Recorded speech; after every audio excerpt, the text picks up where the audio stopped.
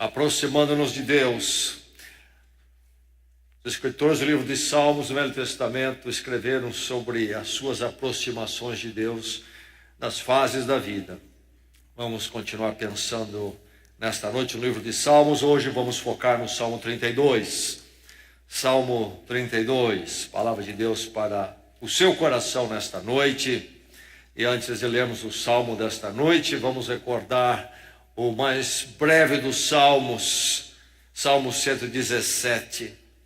O Salmo que nos aponta o caminho de sempre buscarmos o Senhor, nos aproximarmos do Senhor para louvá-lo e adorá-lo, porque este é o centro e o segredo da vida.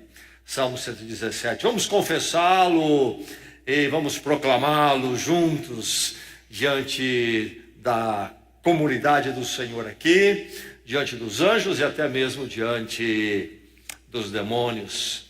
Confessemos a palavra de Deus juntos.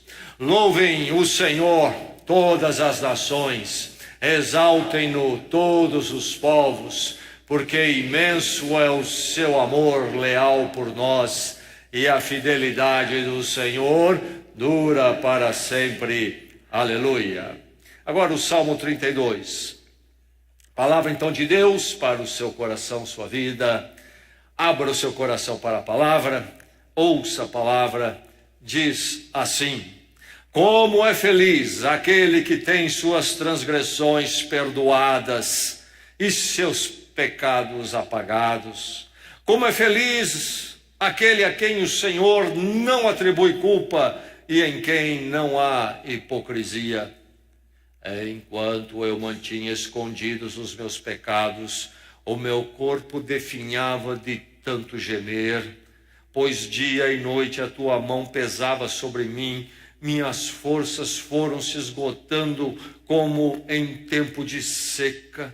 Então reconheci diante de ti o meu pecado e não encobri as minhas culpas. Eu disse: confessarei as minhas transgressões ao Senhor, e tu perdoaste a culpa do meu pecado. Portanto, que todos os que são fiéis orem a ti, enquanto pode ser encontrado. Quando as muitas águas se levantarem, elas não os atingirão. Tu és o meu abrigo, tu me preservarás das angústias e me cercarás de canções de livramento. Eu o instruirei e o ensinarei no caminho que você deve seguir. Eu o aconselharei e cuidarei de você. Não sejam como o cavalo ou o burro, que não têm entendimento, mas precisam ser controlados com freios e rédeas, caso contrário não obedecem. Muitas são as dores dos ímpios, mas a bondade do Senhor protege quem nele confia. Alegrem-se no Senhor e exultem, vocês que são justos, cantem de alegria, todos vocês que são retos de coração.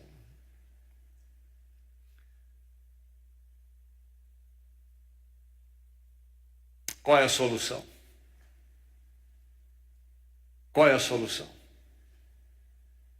Talvez você me pergunte, mas qual é o problema? Há um grande problema que precisa de uma grande solução.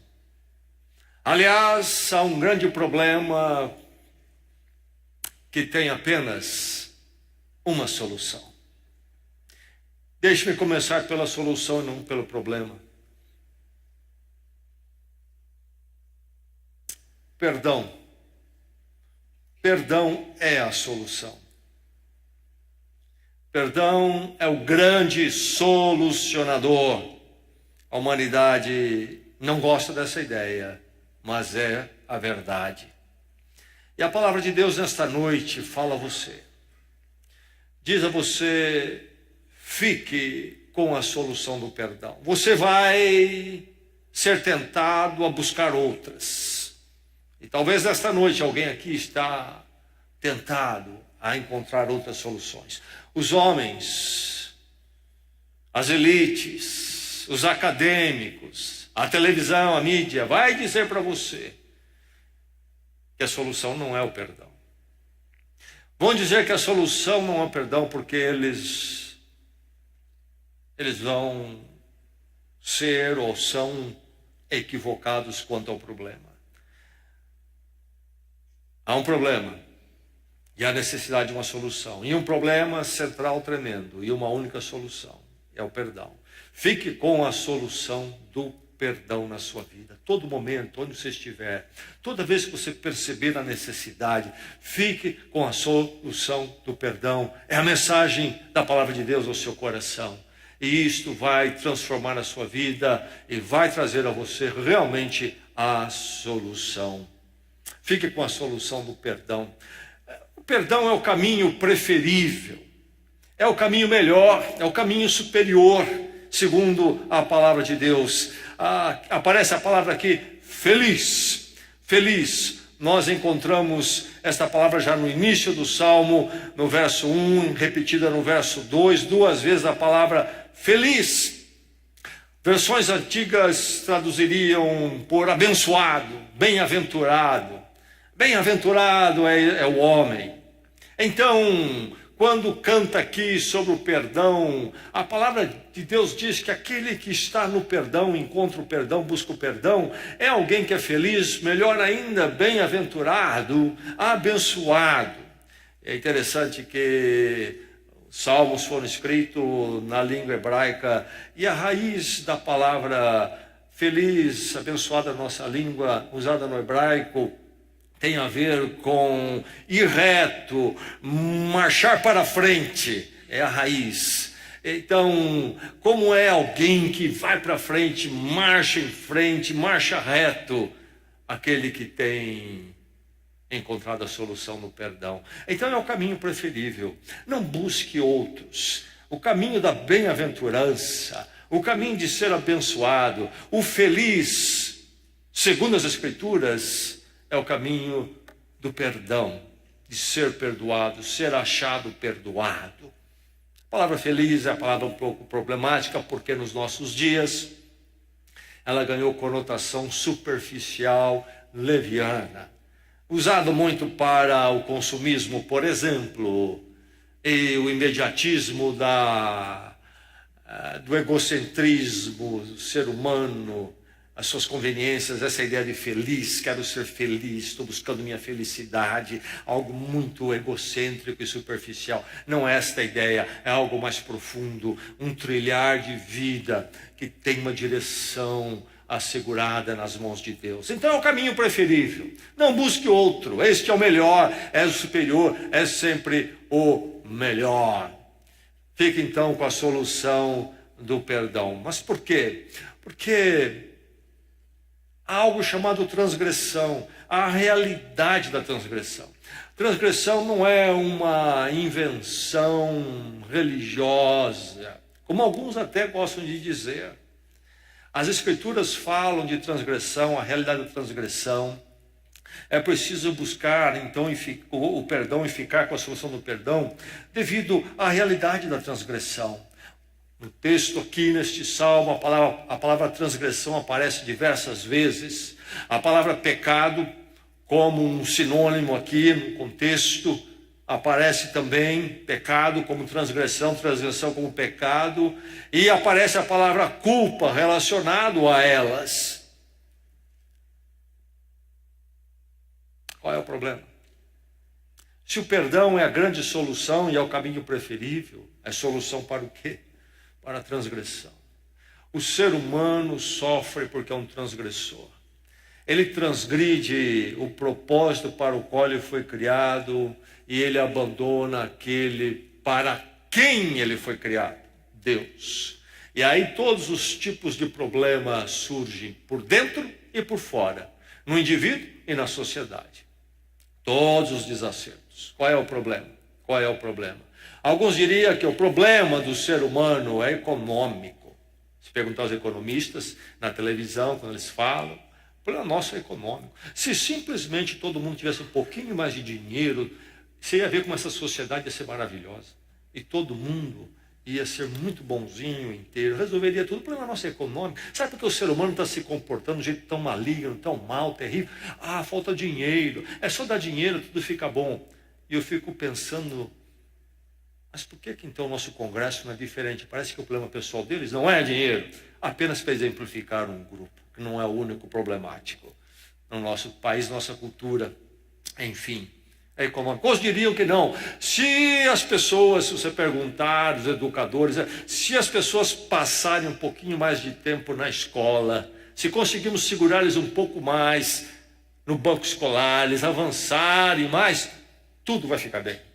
É educação. Educação no sentido aí de instituição, não é educação no sentido, primeiramente, da formação, mas da informação, de estar numa instituição, num dado ensino. Então tudo será resolvido. Por isso que você sabe que, por exemplo, quem faz uma faculdade não comete mal nenhum, não tem erro, não desliza. Quem tem uma faculdade tem uma vida perfeita. Já percebeu isso? Quem tem um doutorado, então, é uma pessoa todinha inteira, ele não tem conflitos, ele não comete erros, ele é sincero, ele é honesto, não tem culpa. Bem, qual é a solução? Qual é o problema? A solução é o perdão. Qual é o problema? Transgressão, diz as Escrituras. Transgressão não conhece limites de níveis educacionais, de níveis econômicos, sociais. A transgressão passa através de todos os grupos sociais, econômicos, partidos políticos. Todos eles são compostos de pessoas, e pessoas são marcadas pela transgressão. É uma realidade, ou não é? Ou não é? Não é isto comum ao ser humano? Ou não? Não é este o nosso problema central? É verdade que a questão econômica, saúde, educação, tudo isso tem um lugar. Mas, segundo as Escrituras, o problema central é a transgressão diante de Deus. E a solução, então, tem a ver com essa transgressão. E é preciso o caminho preferível, superior do perdão. Então, fique com a solução do perdão. Para isso, o que é necessário? Qual o caminho para a solução? Se a solução é o perdão, qual é o caminho? Por onde passa? A confissão, a necessidade da confissão. Confissão é tremendamente necessária porque a transgressão tem suas consequências.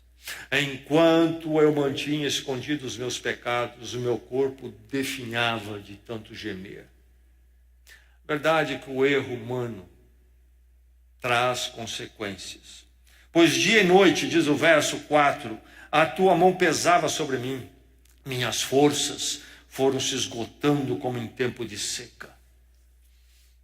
O pecado habita no ser humano e o ser humano, reconhecendo ou não, sofre. Há consequências. Alguns caem numa depressão até profunda. Conheci um caso, por exemplo, de uma pessoa que não saía de casa há alguns anos por causa de uma culpa. Uma culpa a segurava ali. Não tinha condição de sair de casa. Uma depressão profunda. Há outros que se tornam não deprimidos, não, se tornam defensivos.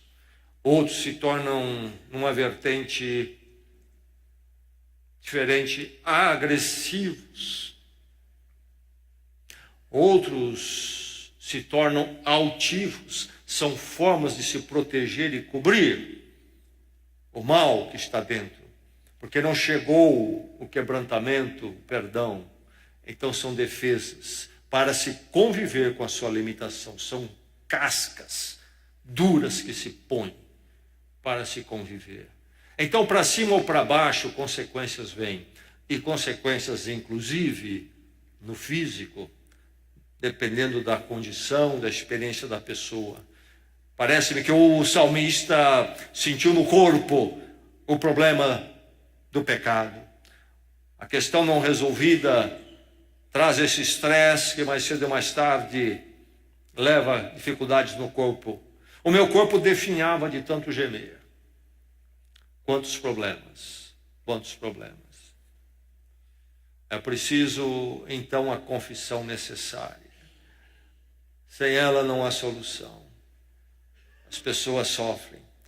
Karl Menninger, sempre me lembro dele quando leio este salmo, foi um psiquiatra americano renomado, recebeu a medalha presidencial, escreveu diversos livros, fundou uma clínica muito famosa na psiquiatria, falecido em 1990, julho de 1990. Ele disse o seguinte uma vez: se eu pudesse convencer meus pacientes que eles estão perdoados, 75% iria para casa no dia seguinte. Não sei como é que ele chegou nesses números, certamente é um pouco aqui uma tentativa, mas reflete a ideia dele que a questão maior das pessoas é uma questão de transgressão não resolvida. Grandes males, grandes males. Então, é preciso exprimir a confissão, reconhecer a transgressão e expressar, falar a confissão, acontecer no coração e então eu colocar isto para fora. Diz ele no verso 5: então reconheci diante de ti o meu pecado e não encobri as minhas culpas. Eu disse: confessarei as minhas transgressões ao Senhor, e tu perdoaste. É preciso expressar: meu erro é este, eu preciso de perdão nisto. É por isso que ele faz esta instrução neste salmo. No salmo há uma hora em que então vem a instrução, no verso 6, portanto, não é? Depois de instrução, diz: portanto, que todos os que são fiéis orem a ti, enquanto pode ser encontrado.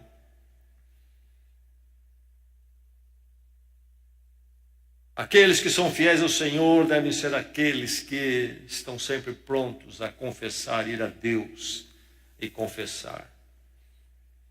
Quando as muitas águas se levantarem, elas não o atingirão.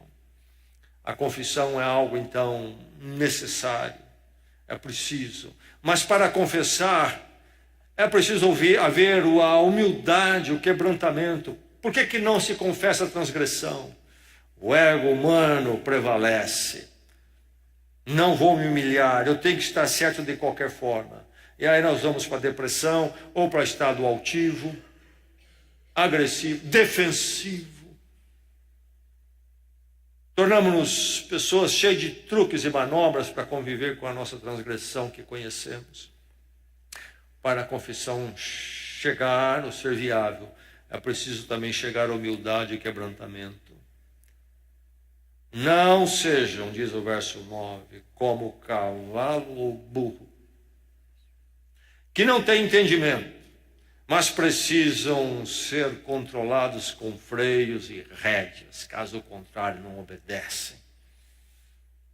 Coração humano obstinado, que não se acerta com Deus, não tem a sabedoria para chegar ao quebrantamento, reconhecer a sua culpa. Enfim, fique com a solução do perdão através da confissão necessária. Mas é preciso confessar a quem confessaríamos o nosso pecado. É verdade que, em geral, nossa transgressão e erro tem a ver com alguém e, na medida da necessidade, precisamos confessar e tratar com a pessoa. Mas isto é suficiente? Isto é suficiente? Há diversas correntes de pensamento propostas, chamadas escolas de psicologia, psiquiatria, então. E as pessoas, em geral, não sabem disto e pensam: eu vou ao psicólogo. Às vezes, quando se fala em psicólogo, na verdade, está se falando de alguém que irá ouvir e depois, possivelmente, fará algumas ponderações sobre o que ouviu. Às vezes, algumas vezes melhores, algumas vezes piores. As pessoas dizem que se sentem bem.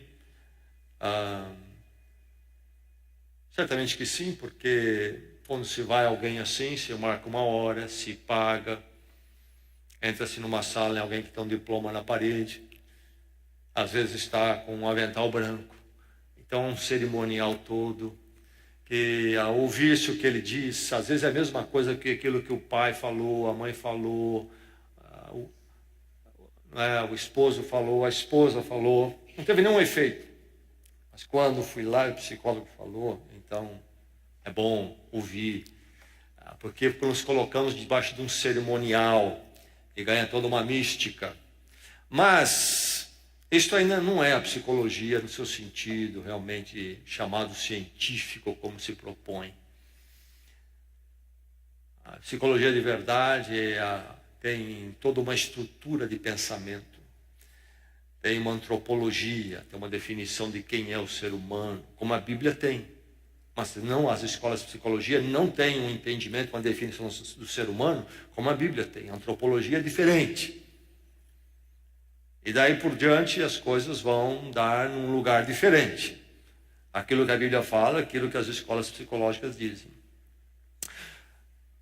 Nós sempre ouvimos falar de Freud, mas Freud propôs um pensamento, tantos outros. Inclusive, os parceiros dele e discípulos até discordaram dele e criaram outras propostas. Há um entre os muitos chamado Orville Maurer, falecido em 1982, foi presidente da Associação de Psicologia dos Estados Unidos, foi pesquisador na área, na Universidade de Illinois, escreveu entre os seus livros, o mais conhecido possivelmente, Crise em Psiquiatria e Religião.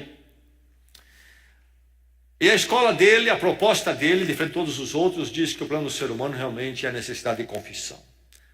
Confissão. O ser humano tem culpa, se ele confessar, ele encontra então a resolução.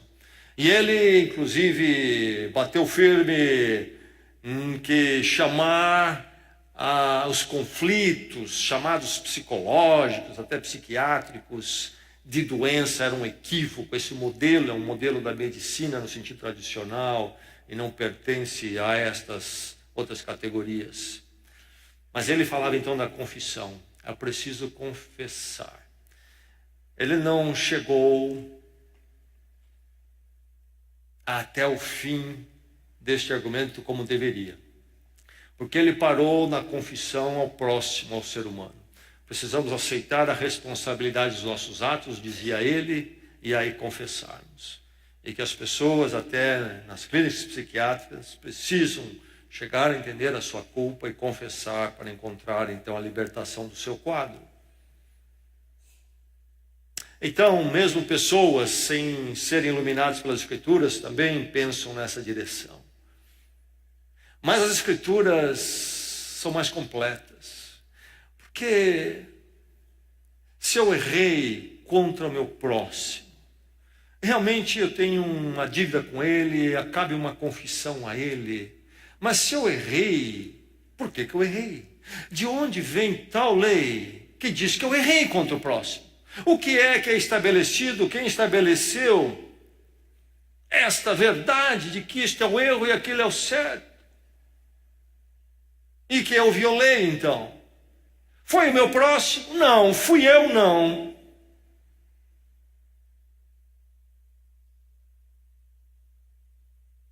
Assassinar é errado, porque a lei diz é.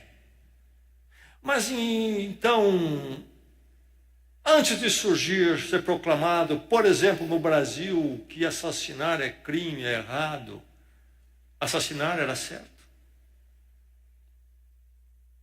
Era correto? Não. Há uma lei maior. E as leis dos homens são posteriores.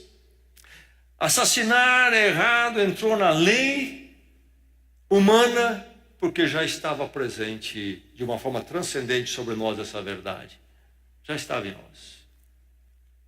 A verdade é que, mesmo que nós tenhamos que confessar aos homens, se façamos isto, fica ainda faltando aquele foro maior, que pode realmente me absolver. Seria quem? O médico? Seria um sacerdote? Seria um pastor? Seria o juiz de direito? Não há um foro suficiente. O espírito humano e a necessidade da transgressão precisa de absolvição de uma instância sublime mais elevada. O salmista sabia disto, sabia muito bem. Confessarei as minhas transgressões ao Senhor. E muitas vezes as pessoas têm dificuldade de confessar ao próximo. Sabe, depois que confessarmos ao Senhor, confessar ao próximo é fácil. Nosso problema, na verdade, não é com o próximo, é com Deus, primeiramente. O esposo não confessa o seu erro à esposa porque ele não confessou, não tratou com Deus. Porque depois que ele tratar com Deus, tratar com a esposa é fichinha. A mesma coisa com relação à esposa, por exemplo. Ao Senhor. O pecado é uma questão com Deus. A transgressão é com Deus.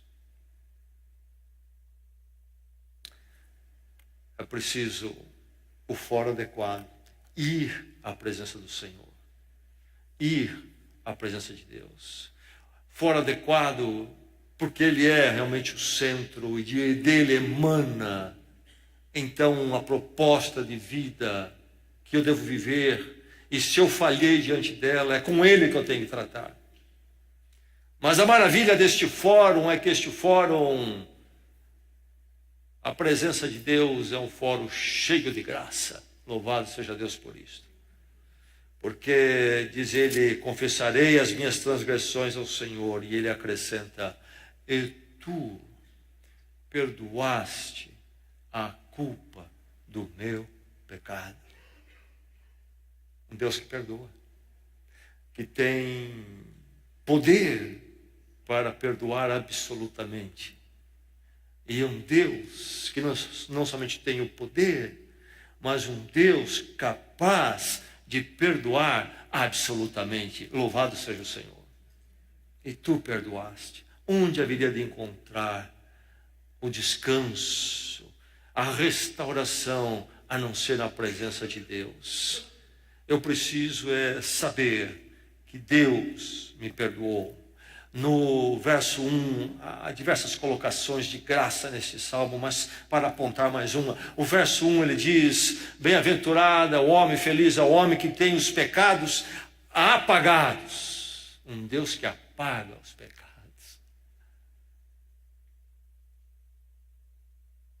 Agora conheço pessoas que se recusam a ser perdoados. Eu não aceito o perdão, porque eu não mereço o perdão. Realmente ninguém merece. É graça, é dádiva de Deus. Eu preciso ter a humildade para reconhecer minha necessidade da graça de Deus. No meu orgulho de não aceitar, eu apenas permaneço em mais transgressão. E o problema apenas se agrava. Esse círculo vicioso de agravar mais e mais só é rompido quando eu caio em humildade, quebrantamento, confesso e confio não nos meus méritos, não no que eu mereço ou não mereço, mas confio na graça suficiente de Deus. O salmista aqui canta que ele passou uns maus bocados, definhava, mas foi restaurado. Este é o caminho da grande solução do perdão. A solução que vem das mãos de Deus para a sua vida. Fique sempre com a solução do perdão da graça de Deus. Cada dia da sua vida. Vamos orar. Vamos à presença do Senhor.